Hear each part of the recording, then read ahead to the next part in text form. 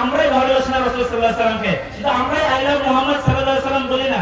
Michael এছাড় আমেরিকার বুক থেকে তার বইয়ের মধ্যে রাখে যে আমি প্রফেট মোহাম্মদ মানে আমাদের নবী মোহাম্মদ মুস্তাফা সাল্লাল্লাহু আলাইহি সাল্লামকে সবচেয়ে প্রথমে আমি এই জন্য নাম দিয়েছি।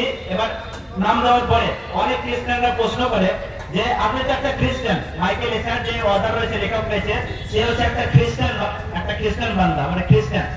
একটা পত্রকার তাকে জিজ্ঞেস করে আপনি তো একটা খ্রিস্টান, তো রাসূল সাল্লাল্লাহু আলাইহি সাল্লামের নাম আপনার বইয়ে সর্বোচ্চ প্রথমে কেন লিখেছেন?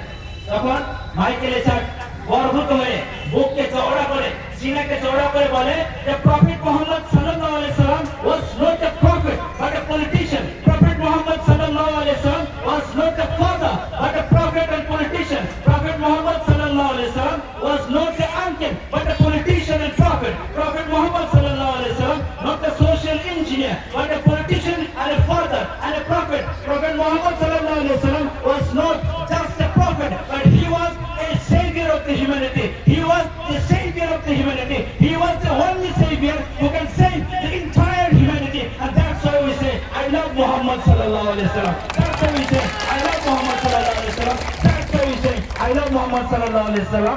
That's why we say I love Muhammad sallallahu alaihi wasallam. Shukriya. Ya Rasulullah, Ya Rasulullah, Ya Rasulullah.